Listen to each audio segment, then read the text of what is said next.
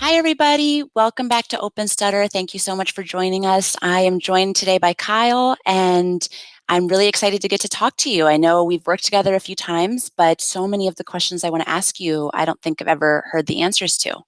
So thank you, Kyle, for joining us. Yeah, thanks for having me, Maria. I'm really excited about this. Awesome. So as you know, this channel is called Open Stutter. So do you identify as a person who stutters? I do, and that is a fairly recent development in the course of my life. Uh, I first realized that the way I spoke, or that I had a different way of speaking when I was in about third grade. But because I got so much of a listener reaction when I would have disfluencies or block, I immediately suppressed stuttering. Anything was better than showing stuttering or being disfluent. And for a long time, identifying as a person who stutters was about the very last thing on my identity hierarchy. I was everything first before I was a person who stuttered because I didn't want to be. I didn't like that about myself. Whereas today, when you ask that question, it's maybe like in the top five or top 10 of things that I identify as. I'm a husband, I'm a brother, a friend, uh, I'm a sports fan, I'm a person who stutters. Like it's right up there. So I've come a long way in that regards, and it's been a super healthy acceptance for me of identifying as a person who stutters. That's amazing. I love the way you put that. So, can you tell us a little bit when you said how you used to suppress it when you were younger? Can you tell me a little bit about how that looked when you were maybe in third grade and how that developed as you got a little older? Absolutely. So when I was much younger, like elementary school age, uh, I immediately started to learn some tricks or some secondary behaviors that I could do to stutter less. And for me at first, that was things like long pauses in my speech, trying to switch up the way that I was saying things. Word substitutions were a huge trick for me, even from a young age. Just slipping in a word that means the same thing, but I, I'm less likely to stutter on. And just going on with the sentence like it's okay and nothing happened. So that was definitely one of my favorite tricks from the get go. And also just a favorite trick of most people not showing up, not talking. Uh, only speaking when I absolutely had to if it was a high fear situation, or not showing up at all. Moving into high school age and late teens, I would sometimes fake sick from school if there was a situation where I thought I might have to speak, or especially reading out loud in class. So that was kind of the ultimate trick, or the ultimate avoidance aid, was not even showing up at all. Um, and then as I got older, I started to develop more subtle tricks like filler words, slipping in an before a feared word, or word I thought I was going to stutter on, backing up, just restarting the sentence over again to help kind of get some what I thought was momentum so that the word would come out fluently.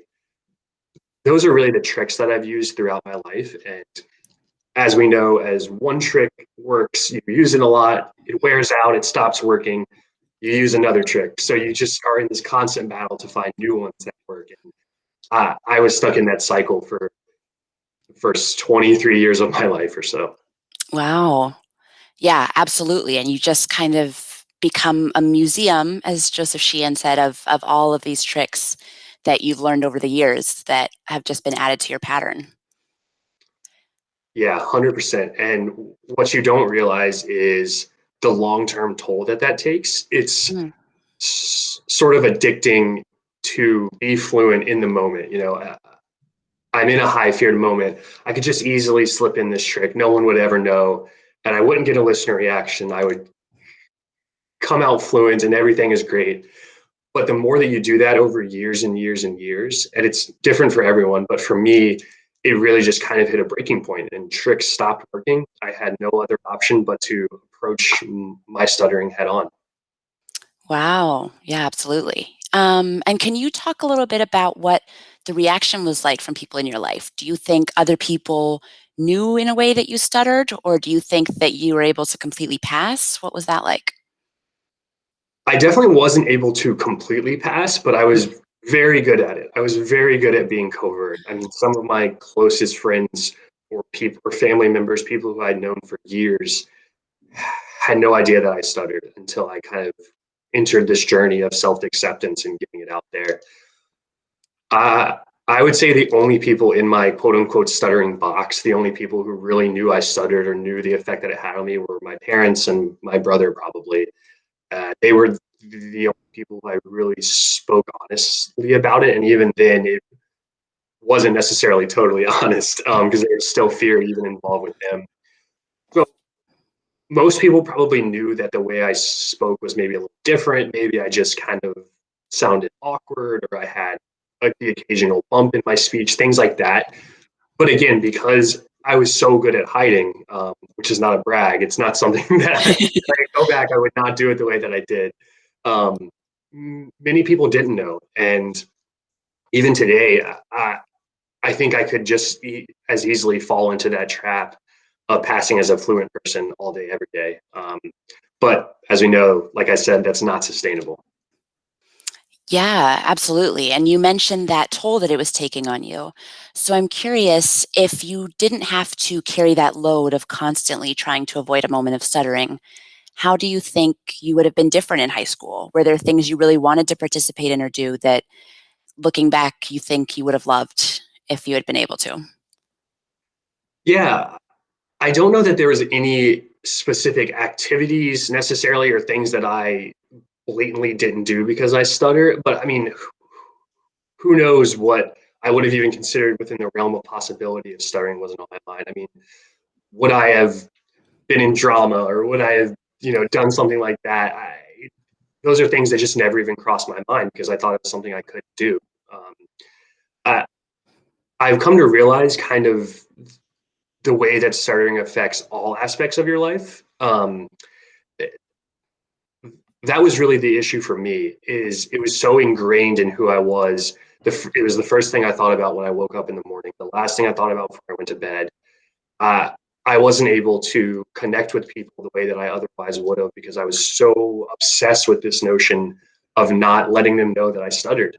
So I think less than a specific instance that I didn't participate in or things like that, kind of just the overall impact that it had on my life. Where, I mean, what additional friends would I have made if I would have been willing to make small talk with people? Things like that. Really looking back on it, I mean, there's just no telling. Sure, sure. But it sounds like that toll was really affecting you up until around age 23 when you decided to make a change, you said. But I think that's huge because I think people like me who don't stutter oftentimes don't understand what that toll can look like because we're seeing kind of that surface level outward symptoms where we'll maybe see you add some extra ums or maybe pause and try and switch some words around in your head, but we don't recognize what it's really like. So do you want to talk a little bit about that idea of an iceberg and what somebody like me might be seeing on the outside if I were to meet high school you versus what you were thinking and feeling? Yeah, the iceberg analogy is just absolutely one of my favorites. This idea that an iceberg has a little tiny bit of ice that shows up above the water, but the vast majority of it is underneath the surface. And that's how stuttering is for a lot of us. It's, we have maybe the occasional disfluency, maybe we lose eye contact here and there. And that's what society sees or the listener sees. But underneath the surface, there's just a whole bunch of impact, a whole bunch of stuff going on, thoughts, feelings, negative emotions, shame, self doubt. I could go on and on. And as I've started to address those under the surface things, not just the disfluencies that everyone sees or the secondary behaviors that everyone sees, but all that stuff that's underneath the surface, start to melt away that iceberg. It really helps you welcome in stuttering as part of who you are. And the disfluencies matter much less because they're just there. They're there. And whether you have a lot of them, a little bit of them, just doesn't matter as much. So totally, it's such a fascinating dynamic of stuttering that how much of it is underneath the surface and is not just about disfluencies. Yeah, absolutely. Because it sounds like even if one disfluency had slipped out back in high school, because you were working all day to avoid that, even though it might have been a small moment, that would have had a way bigger impact. Right, absolutely. And that's why feel very passionately that life impact of stuttering should not be measured by the number of disfluencies you have or the severity of those disfluencies. Because as you said, I mean, I could go 23 out of 24 hours out of a day and not stutter, but one huge block in a high fear situation would ruin my week. I mean, it's totally disproportionate to how many disfluencies I had or have. Um, so that really is something that I'm passionate about with stuttering. It's not necessarily helpful to the person who stutters to measure quote unquote severity by how frequently they stutter, because everyone is so different with how it affects their life on a day-to-day basis. Absolutely. And just it seems so unfair, that idea of that additional burden on top of everything else you were doing, feeling like that one mistake means you weren't working hard enough to hide this, or you slipped up in that moment, So I can totally see how exhausting that must have been long term. So tell me a little bit about what happened when you were 23, I think you said, and what made you decide to look for something else and where you ended up going. Absolutely. So I had just finished grad school and had moved to the Washington, D.C. area with my then girlfriend, now wife, and entered the professional world. Wide-eyed, bushy-tailed young professional who was ready to take on the world. And g- going back to college in the years preceding entering the workforce, I had just kind of an island of fluencies almost throughout all of my college life. I don't know if that my tricks were working or because stuttering is stuttering. I just had a couple years where I was fluent. Um, I thought I had grown out of stuttering. I thought that it was in the past and that nothing could stop me now. um, I quickly realized that that came crashing down. As I entered the professional world, a whole new set of speaking situations, a whole new fear hierarchy was presented to me. I cared very much about my career and the type of professional that I was going to be. Um, and things like meetings, presentations at work were just a whole new level of fear that I had never really experienced. And the specific instance when what I consider my stuttering rock bottom was December of 2016. And, Wow, you know the date. oh, absolutely. um, and I was giving a presentation at work. I had given a few in the preceding months, but for whatever reason, this one was different. And people who stutter, I think, know what I'm talking about. It's just the night before you're thinking about it, you can't sleep. You wake up, you know that your speech doesn't feel right that day. I had so much anticipation for this one particular presentation. Gave it and have no idea what I sounded like, have no idea what I said. I mean, it was truly just an out of body experience because it was that for me. Um, so again, I don't know what I sounded like, but I know how I felt afterwards, and it was just absolutely terrible. One of the low points of my life, really. Um, and I knew that the path that I was going down was no longer an option. I knew that I had to do something. So I had had about 6 months or so of speech therapy when I was in middle school, and that's it. I had very little therapy to speak of up to that point in my life, and it was the traditional fluency shaping type of thing. And can And you explain what that means for people who might not know what fluency shaping is? yeah, totally. So it's basically trying to be fluent, trying to address stuttering by reducing the number of disfluencies, which in avoidance reduction therapy we take the opposite approach. Um, and when I was in the therapy room, things were great. I had very little disfluencies, quote unquote. I was doing well. Speech therapist was happy. I was a happy kid because I would get a pat on the back and go out into the world, and then I would stutter just like I was before because it didn't work outside of the therapy room or long term at all. So that was really the only therapy that I had up until that point in my life. And when I went home after the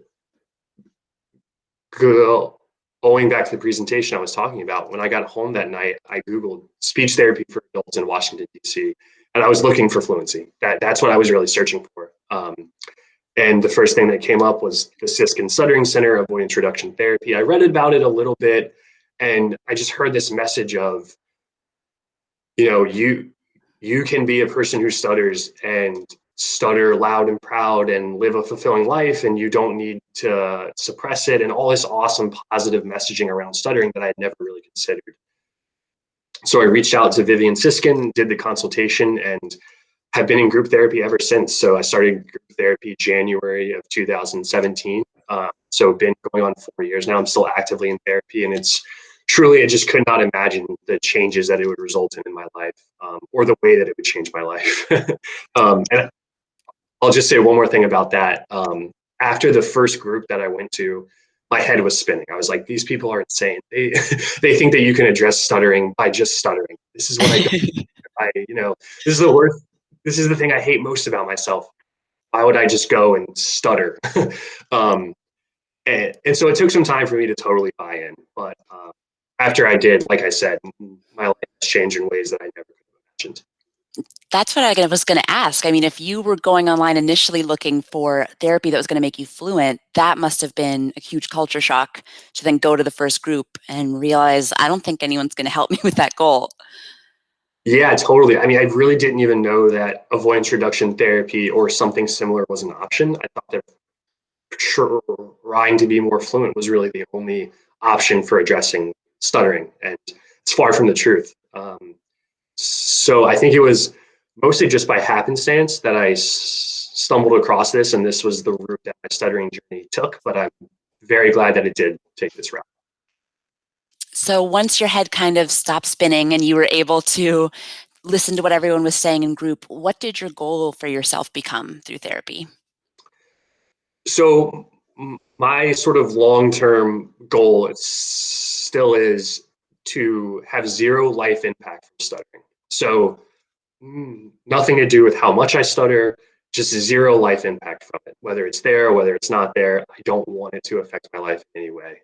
And that is made up by a lot of smaller goals along the way, because that's obviously that's a lofty goal for sure, and it's difficult to achieve, and it's likely a lifelong journey.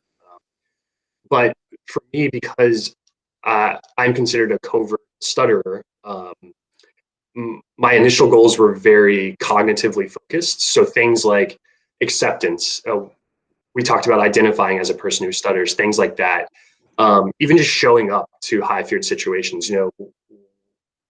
When there were situations when I might have otherwise found a way to get out of it, physically being in the room where it's happening was a success back then. And just chipping away at all of that baggage that I had built up over the years on the cognitive side, nothing to do with the way that I was speaking, just how I was thinking about stuttering. That was a lot of the initial work that I'm still undergoing today. Yeah, absolutely. And just to clarify, when you use the term covert stutterer, that typically refers to people who might be hiding the fact that they stutter or trying to present as fluent, correct? Yeah, I think it probably means different things to different people, but Mm. that's definitely how I think about it. Someone who can quote unquote pass as fluent most or all of the time.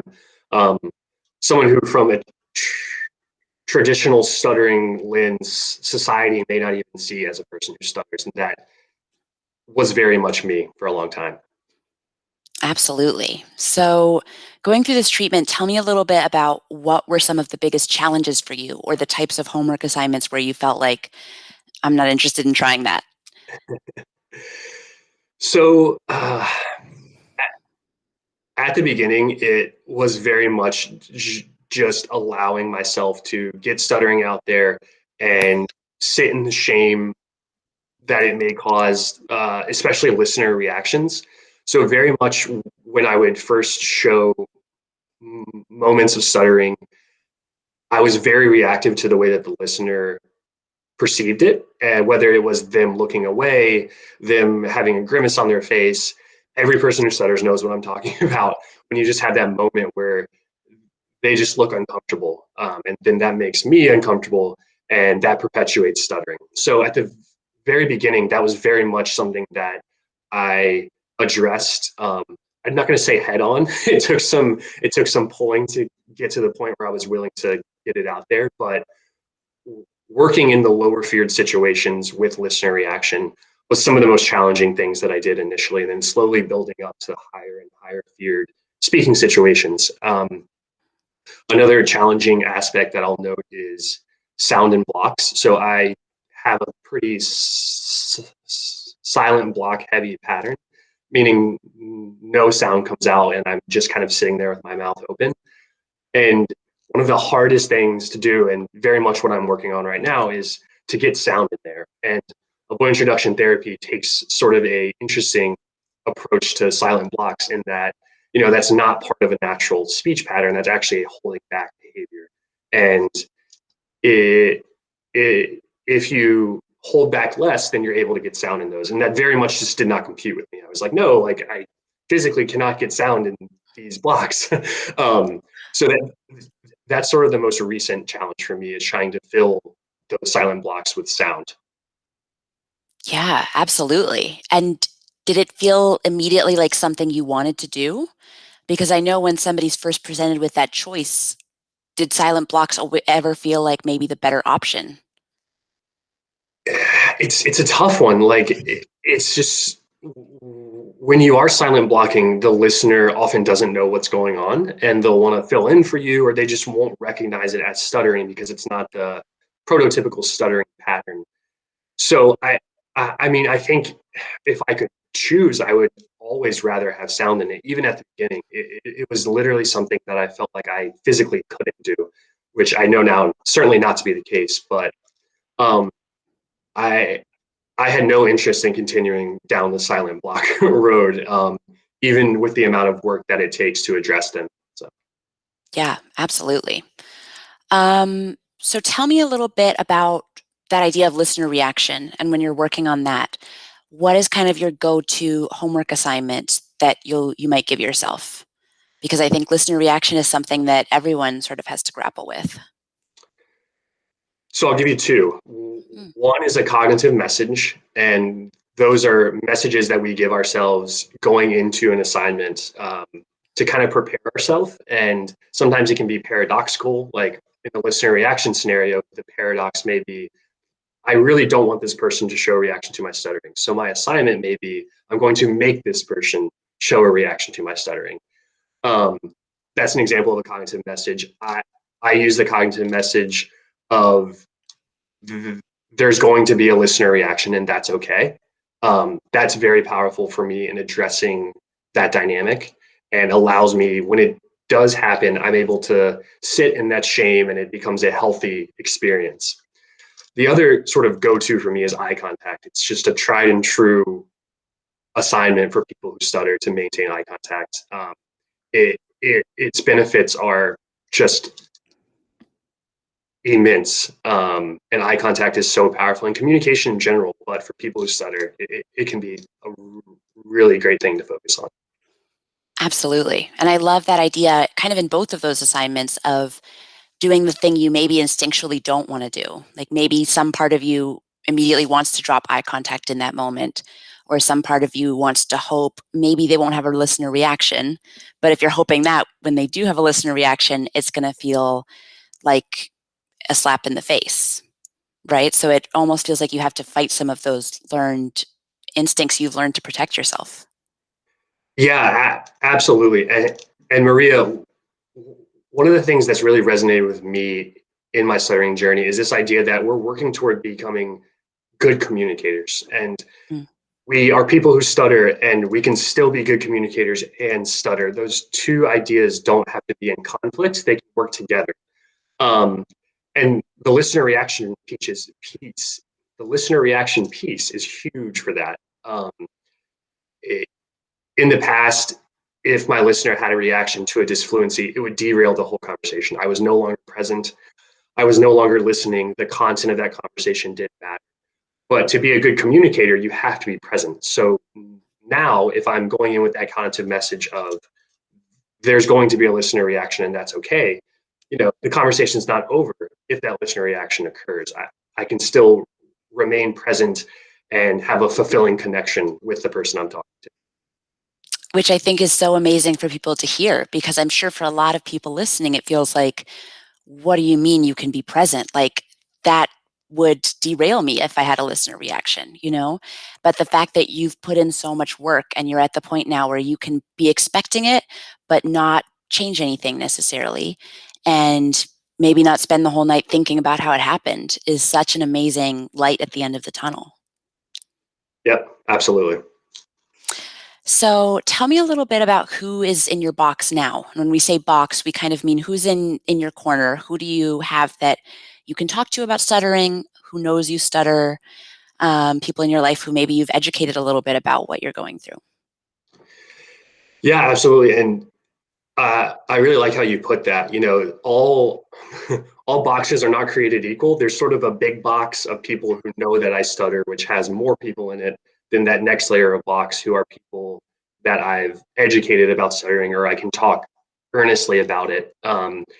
So, I mean, the big box is bigger than ever. I mean, friends, family, strangers who just hear me stutter when I talk to them, coworkers. I, I'm not going to say that it's everyone in my life, because there are still people who I hold back with, and I'm not willing to totally take the plunge, so to speak, and 100% be a person who stutters in front of them, whether that's a boss or just a person of authority, things like that.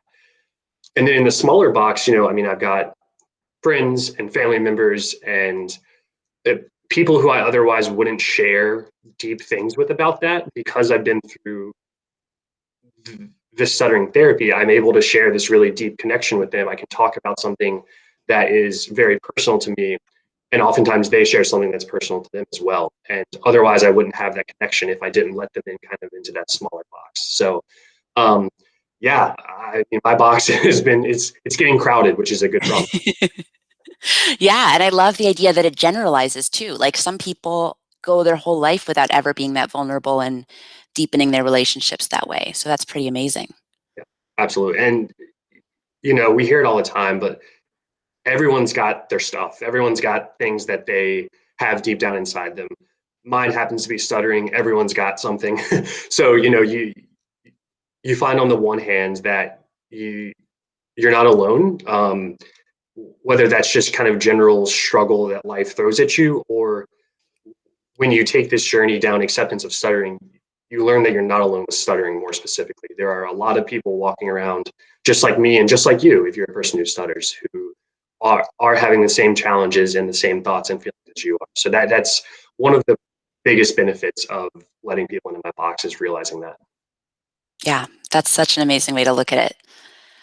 So tell us a little bit about what your journey has been like at work, in terms of, maybe, do you ever tell people there that you're a person who stutters? Do people at work know that you stutter? How has that journey been? Yeah, so work for me was definitely the highest feared situation previously. I did a lot of stuttering work at work. I advertised a lot to people, meaning I told coworkers that I was a person who stutters. Um, and that's been incredibly beneficial for me, both in terms of my career, because stuttering is no longer this dark cloud hanging over my head every day that I go to work, or in this case, every day that I sit at home and work. um, and, and it's been extremely beneficial for me to be able to focus on the work itself rather than on stuttering, which is just happens to be a part of me and doesn't affect how successful I can be, doesn't affect that I can get a promotion, or that I can, be an expert in my field and things like that. So that's where I put in definitely the most work as far as stuttering concerned, but also where I've realized the most benefit as well.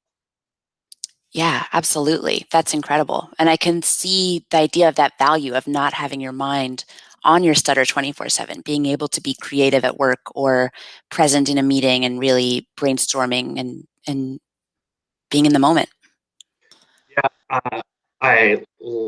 like to say that the only job interviews where I haven't gotten the job are the ones where I didn't advertise in. So I have a 100% success rate of job interviews where I advertise as a person who stutters, which is kind of amazing. And if you would have told me that previously, I never would have believed you, because I didn't think that people who stutter, people who openly stuttered, would be able to get jobs like the one that I have. So it's really a testament to the fact that stuttering does not have to be an inhibitor. It can absolutely be a benefit in some cases. Yeah, absolutely. And can you explain a little bit what advertising is and what it looks like for you when you do it in an interview or when you meet somebody? Yeah, I've done a lot of advertising, and for me, what it is just that it's getting stuttering out there by explicitly saying I'm a person who stutters. Um, and there's a lot of different ways to do it. Most important is that you're non-apologetic about it, and it's just stating it like a fact, like any other fact that you would state, rather than saying like, I'm sorry. I may take longer to say something. I hope that's not a problem.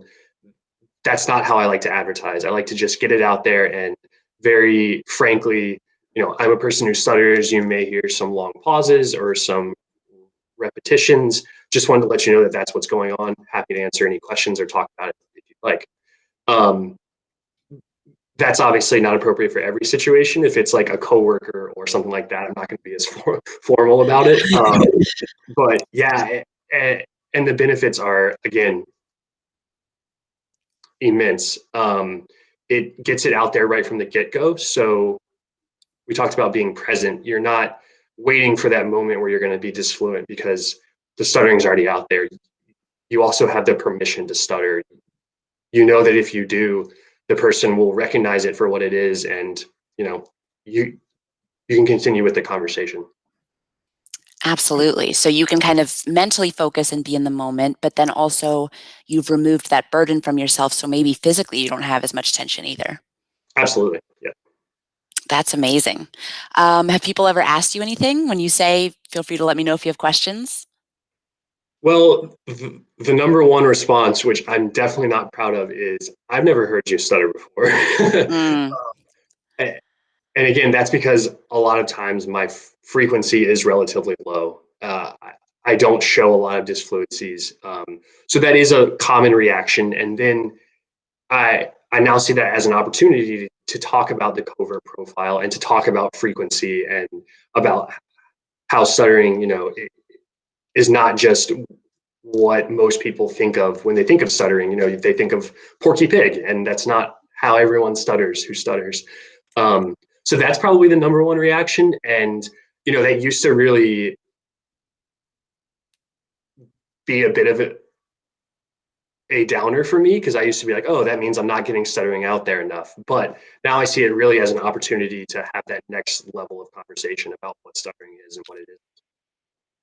yeah, that's amazing. And you mentioned variability. How has that impacted you? The sort of ups and downs where some weeks or months you might be more disfluent than others. And how has it been trying to adjust to that and prepare for it? Yeah, so stuttering is fascinating for a lot of reasons, but in the variability department, there is so much variability between people who stutter. So person A who stutters and person B who stutters can and do often sound very different. I sit on a lot of panels and talk about stuttering, and usually there's 5 or 6 people, and it's amazing just to illustrate the wide range of stuttering patterns that there are out there. And that's always been really interesting to me, how stuttering can present in so many different ways. But most importantly, the variability within someone who stutters. So for me, I could go a full conversation and have very little stuttering, but then I could walk across the street and have another conversation and stutter every word. And there's sometimes rhyme and reason to it. It's often fear based. One conversation could be higher fear than the other, but not always. It's not always explicitly linked to fear.